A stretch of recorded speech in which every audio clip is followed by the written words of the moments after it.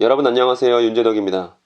제가 지난 시간 하늘팟에 출연해서 세례 요한 관련해서 저를 비판했었던 신천지 요한 집화장에 대해 성경적 근거로 답변했습니다. 그리고 그 영상 말미에 요한 집화장과의 공식적인 대화 혹은 비공식적인 대화를 요구했습니다. 그러나 요한 집화장에게선 아무런 연락도 오지 않았습니다.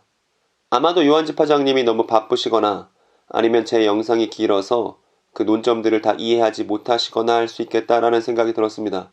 그래서 지난 시간 제 영상의 모든 내용들을 압축하는 단 하나의 질문을 다시 한번 요한 집화장님께 드리고자 합니다. 요한 집화장님, 세례 요한의 세례는 하늘로부터 온 것입니까? 아니면 사람에게부터 온 것입니까? 이 질문에 대해서 꼭 답변 주시기를 기다리고 있겠습니다. 그럼 신천지 탈퇴 매뉴얼 본격적인 내용을 시작하도록 하겠습니다. 오늘도 마찬가지로 요한 집화장님의 나머지 내용들에 대해서 성경적인 답변을 들려드리도록 하겠습니다. 요한 집화장님은 제가 신천지의 시대 구분을 모르기 때문에 이런 주장을 한다고 말씀하셨는데, 제가 아무렴 신천지의 시대 구분이 뭔지 모르겠습니까? 제가 그걸 충분히 알고 있지만 그것이 성경적이지 않기 때문에 말씀드리는 것이죠. 일단 먼저 하늘팟에서 요한 집화장님과 한팩트 씨가 어떤 내용을 주고받았는지에 대해서 같이 들어보시도록 하겠습니다. 해당 내용은 2019년 4월 29일 하늘팟 384회 분량에서 인용했습니다. 그때 인과 지금 오늘날을 맞는 인은 다른 거네요. 다른 거죠. 에베소 교회에게 인을 칠 때는 구약이 성취된 때였고요. 네. 그러나 예수님이 떠나가시고 이제는 무엇이 나타나느냐? 예수님이 제자들과 다니면서 앞으로 될 것을 미리 말씀해 주셨고, 그것을 제자들이 예수님이 떠나가신 다음에 남아서 기록을 해놓은 것이 신약 아닙니까?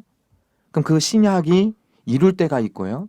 그 신약이 이루어질 때 그 이루어진 것을 미리 말씀하신 이 예언의 말씀을 가지고 자세하게 증거할 거 아니겠어요? 네. 그게 그때 맞아야 할 하나님의 인의 말씀입니다. 한마디로 그거네요. 이제 구약 옛 계약서잖아요. 예, 계약서에 찍는 도장이 바뀌었네요. 그렇죠. 그렇죠. 옛날 계약서에 예, 찍을 도장이 있고 예. 신약은 오늘날의 새로운 계약서니까 네네. 새로운 계약서에 또 도장 찍어야 되잖아요. 네네. 그 역할이네요. 여러분 잘 들어보셨습니까? 지금 요한 집화장님이 얘기한 내용은 신천지에 대해서 조금이라도 알고 있는 사람에게는 그다지 낯선 내용이 아닙니다. 그러니까 그림으로 정리하면 이런 것이죠. 구약이 있는데 이 구약을 이루는 분이 예수님이고 또 구약을 이루는 것이 신약이다.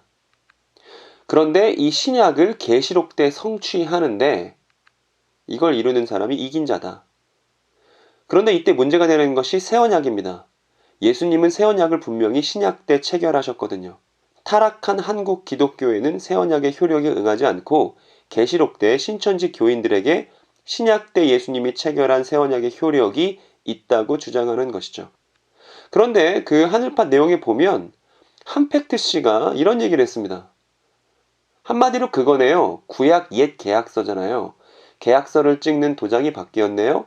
옛날 계약서에 찍을 도장이 있고 신약은 오늘날의 새로운 계약서이니까 새로운 계약서에 또 도장을 찍어야 되잖아요. 그 역할이네요. 이런 얘기를 했습니다. 신천지 요한 집화장님이 잘못된 성경관을 갖고 있는 와중에 한팩트 씨의 저 이야기는 조금만 수정하면 올바른 성경관이 무엇인지 보여줄 수 있는 아주 잘한 말이라고 생각했습니다. 그런데 아마 하늘팟 안에서는 저 얘기가 무슨 뜻인지, 한팩트 씨의 말이 무슨 뜻인지 한팩트 씨 본인도 모르고 신천지 요한 집화장 본인도 모르고 있었던 것 같습니다. 제가 저 한팩트 씨의 말을 가지고 오늘 영상 주요 골자를 한번 짜봤습니다. 먼저 우리가 확인해 봐야 되는 건 바로 이 말입니다. 구약, 옛 계약서잖아요 라고 한팩트 씨가 이야기했거든요. 그런데 이때 함정이 있습니다. 어떤 함정이냐 하면 바로 저 구약이란 명칭에 대한 함정입니다. 여러분, 구약이라는 말은 처음에 어떻게 쓰게 된 것일까요? 여기 히에로니무스라는 사람이 있습니다. 제롬이라고 부르기도 하는데 예수님 돌아가시고 부활하시고 300년 이후 사람입니다. 그런데 이 사람은 어떤 사람이냐 하면 히브리어로 써 있고 또 히라버로 써 있는 성경을 라틴어로 번역한 사람입니다. 그런데 이 사람이 라틴어로 성경을 번역하면서 여러 가지 말들을 만들어냈습니다. 어떤 말을 만들어냈냐면 창세기에서부터 말라기를 구약이라고 부른 최초의 사람이 바로 저 제롬이라는 사람입니다. 그러니까 그 전까지는 창세기에서부터 말라기까지를 구약이란 명칭으로 부르지 않았습니다. 저 말을 처음 붙인 사람은 예수님 이후 300년 사람인 제롬이란 사람인 거예요. 그럼 우리는 왜 제롬이라는 사람이 창세기에서부터 말라기까지를 구약이라는 명칭으로 부르게 되었는지 이게 궁금하지 않을 수 없죠. 구약을 라틴어로 하면 vetus testamentum이라고 합니다. 그런데 이때 vetus는 옛이라는 뜻이고요. testamentum은 언약이라는 뜻입니다. 또 저 언약에는 유언이라는 뜻도 있습니다. 그래서 vetus testamentum 하면 옛 언약이 됩니다. 그리고 구약 성경에서 이 옛 언약은 바로 시내산 언약을 의미하는 것이었습니다. 출애굽한 이스라엘 백성을 이끌고 모세가 시내산에서 하나님과 체결했었던 바로 그 언약, 시내산 언약이 옛 언약인 것이죠. 그리고 히브리서에서는 첫 언약이라고 부르기도 합니다. 그러니까 제롬이라는 사람은 저 시내산 언약을 구약 성경 전체를 부르는 이름으로 통칭했던 최초의 사람인 것이죠. 그러니까 우리가 성경에서 구약이라는 이름을 봤을 때 그 구약을 창세기에서부터 말라기까지 이르는 책으로 이해해선 곤란합니다. 성경에서 구약이라는 말은 딱 한 번 등장하는데요. 그 말 한번 확인해 보겠습니다. 바로 고린도후서 3장 14절입니다. 거기에 보면 그러나 저희 마음이 완고하여 오늘까지라도 구약을 읽을 때에 그 수건이 오히려 벗어지지 아니하고 있으니 라고 되어 있습니다. 여기서 구약이라고 한다고 해서 우리가 제롬이 붙인 이름으로 이해하는 것은 잘못된 해석입니다. 성경을 읽을 때 구약이라는 말이 나온다면 우리는 그 구약을 옛 언약, 모세 언약, 시내산 언약으로 이해하는 것이 바람직한 것이죠. 그래서 저 고린도후서 3장 14절 이후 15절을 보더라도 모세 언약에 대해서 언급하고 있음을 알 수 있습니다. 그래서 우리는 저 한팩트시의 저 말을 규명해야 됩니다. 구약, 옛 계약서잖아요 라고 말했을 때 저 구약은 어떤 걸 말하는 것입니까? 만약에 창세기부터 말라기까지의 내용을 옛 계약서로 이해하고 있다면 그것은 잘못된 것입니다. 왜냐하면 창세기부터 말라기 안에는 예언도 있고 노래도 있고 시도 있고 역사도 있고 계약도 있습니다. 그런데 성경 저자들 중 어느 누구도 구약이라는 표현을 창세기부터 말라기까지 책 전체를 일컫는 표현으로 사용하지 않았습니다. 우리가 구약을 옛 언약이라고 이해한다면 이때 옛 언약은 바로 시내산 언약, 모세 언약만을 지칭하는 표현입니다. 그래서 이렇게 정리한 거죠. 창세기부터 말라기가 옛 언약서인 게 아니라 옛 계약, 옛 언약은 시내산 언약을 의미합니다. 여기서부터 출발해야 합니다. 그런데 하늘팟에 출연했던 모든 분들은 첫 단추를 잘못 끼웠습니다. 그래서 첫 단추를 잘못 끼우다 보니 종국에는 옷을 제대로 입을 수 없게 된 것이죠. 신천지 요한집화장님의 주장이 딱 그렇습니다. 어떻게 옷을 잘못 입게 되는지를 제가 뒤에 차근차근 하나씩 보여드리겠습니다. 우리 그 다음 한팩트씨의 말을 한번 주목해 볼까요? 이렇게 얘기했습니다. 옛 계약서에 찍을 도장이 있고 라고 얘기했네요. 근데 이때 도장이 필요하다고 한팩트씨 얘기했는데 혹시 언약의 피에 대해서 들어보셨습니까? 이 언약의 피는 히브리서 9장이 잘 말해주고 있습니다. 거기 보면 모세 언약, 첫 언약에서 체결했었던 그 제사 방식이 나오는데요.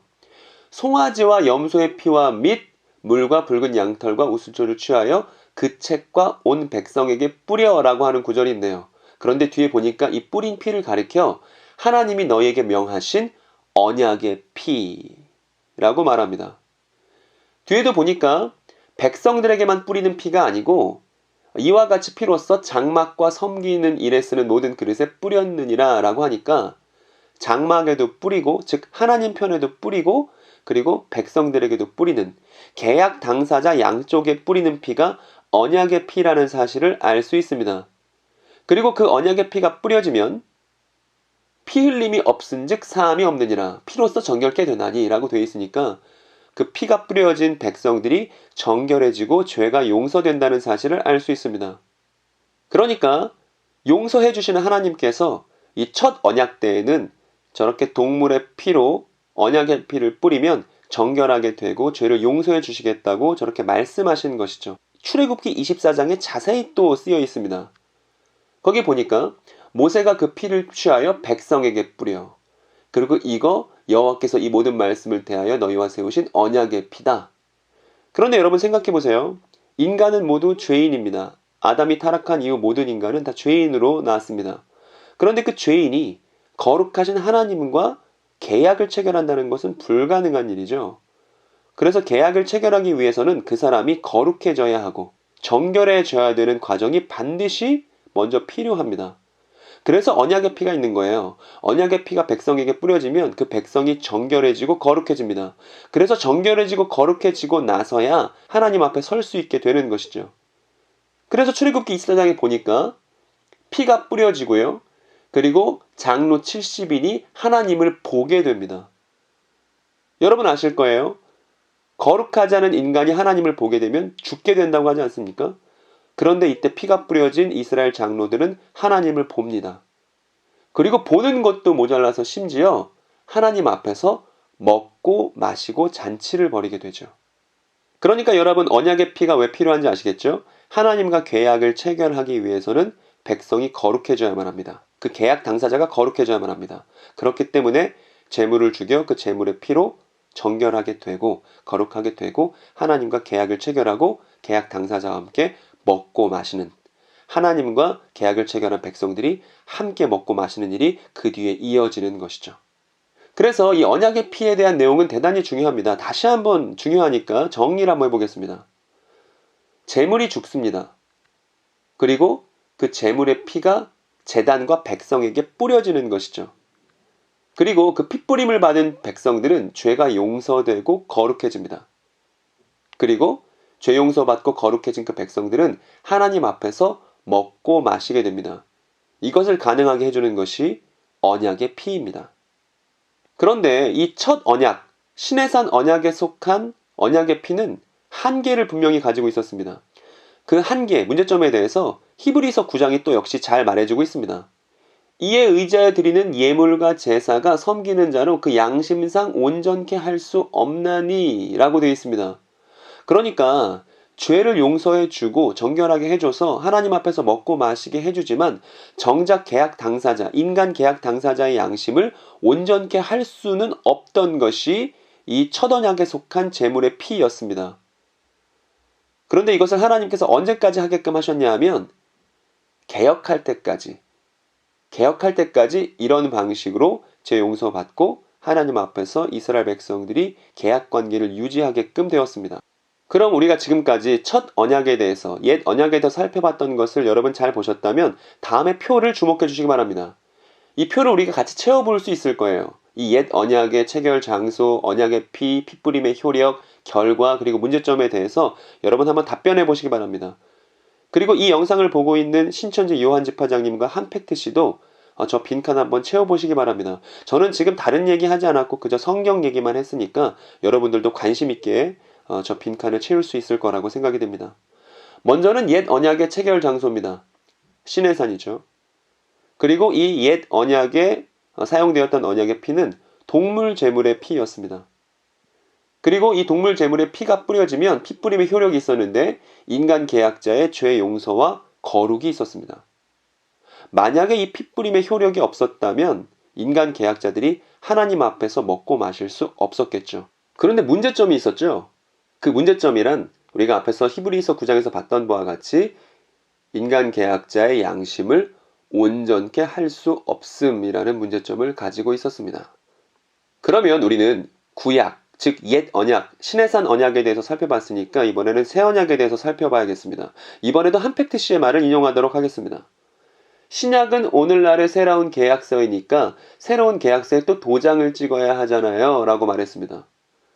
그런데 이제 우리는 또 같은 함정에 빠지지 않겠죠. 여기서 말하고 있는 신약은 여러분 어떤 의미로 말하는 것일까요?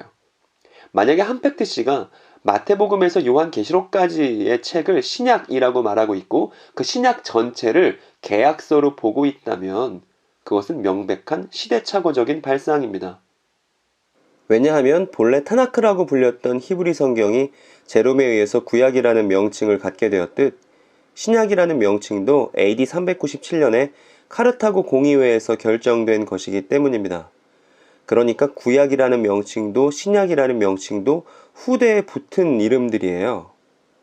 그리고 신약이란 이름이 붙은 것은 새언약의 사건이 대단히 중요했기 때문이지 신약 성경 자체가 또 다른 계약서라서가 아니었습니다. 새언약은 예수님의 십자가 죽음으로 체결된 새로운 계약입니다. 그런데 여기 또 한팩트님의 오해가 보입니다. 여기 계약서라고 쓰셨는데요. 옛 언약이 돌판에 쓴 계약서가 필요했다면 새 언약은 계약서를 필요로 하지 않는 계약입니다. 왜냐하면 새 언약은 마음에 하는 계약이었기 때문이죠. 이것에 대한 내용이 고린도후서 3장에 특히 3절에 여실하게 표현이 됩니다. 그러니까 한팩트님은 꼭 고린도후서 3장 3절을 보셔야 합니다. 그리고 여기 있는 서자는 제가 지우겠습니다. 이렇듯 집화장님도 한팩트씨도 모두 후대에 붙게 된 구약과 신약이라는 명칭에 대해서 크게 오해하고 있기 때문에 성경을 잘못 보면서도 깨닫지 못하는 함정에 빠지게 된 것이죠. 하지만 누구나 오해할 수 있고 또 모를 수 있습니다. 저는 이 점을 이해할 수 있어요. 그런데 진짜 문제는 문제임을 알면서도 그 문제에 남아있기를 고집하는 것이 진짜 문제겠죠. 그런데 우리는 앞에서 옛 언약에 대해서 자세히 배웠으니까 이제 새 언약에 대해서도 잘 배울 수 있을 겁니다. 왜냐하면 새 언약은 옛 언약과 형식이 같기 때문이에요. 그러니까 집화장님도 한팩트씨도 옛 언약의 형식에 대해서 잘 주목하시기 바랍니다. 그리고 새 언약은 옛 언약과 형식이 같으면서도 전혀 다른 결과를 가져오는 언약입니다. 히브리서 이어지는 9장 문맥을 살펴보겠습니다. 거기 보면 옛 언약과 새 언약을 잘 비교하고 있습니다. 옛 언약 때는 염소와 송아지의 피로 했지만 이 새 언약 때는 언약의 피를 동물 제물로 사용하지 않습니다. 거기 읽어보면 염소와 송아지의 피로 아니하고 오직 자기 피로 영원한 속죄를 이루사 단번에 성소에 들어가셨느니라. 염소와 황소의 피와 및 암송아지 죄로 부정한 자에게 뿌려 그 육체를 정결케 하여 거룩케 하거든. 지금 이거 옛 언약 얘기하는 것이죠. 그러니까 옛 언약도 정결하게 하는 기능이 있다는 것이죠.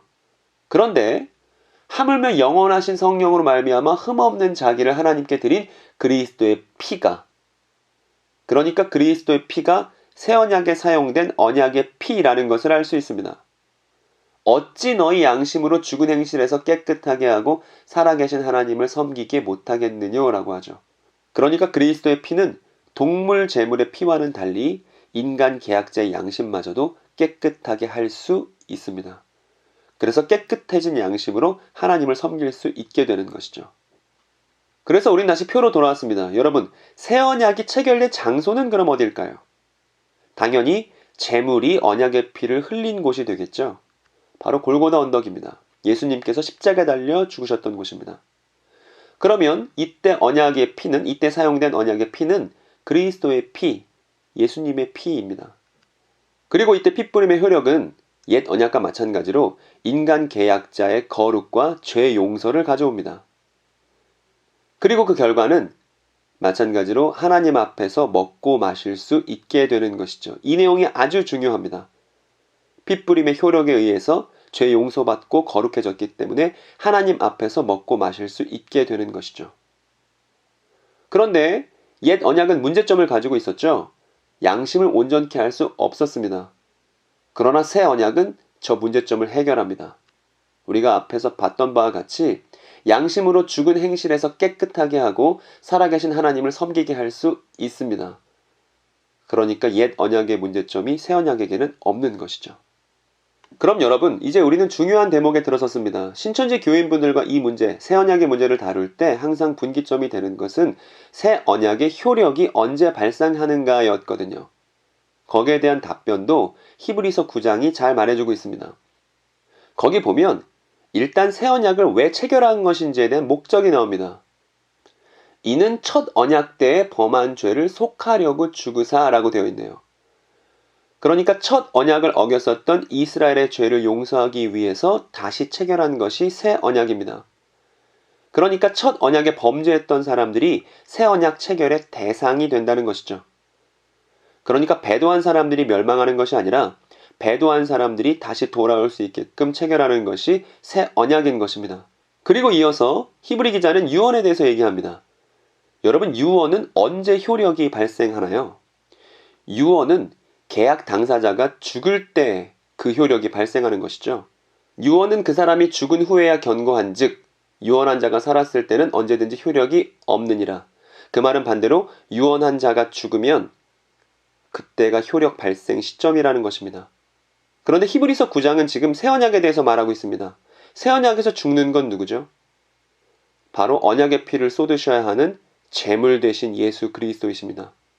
그래서 이 언약 당사자이시면서도 제물이신 예수님이 죽으면 그때가 바로 효력 발생 시점인 것입니다.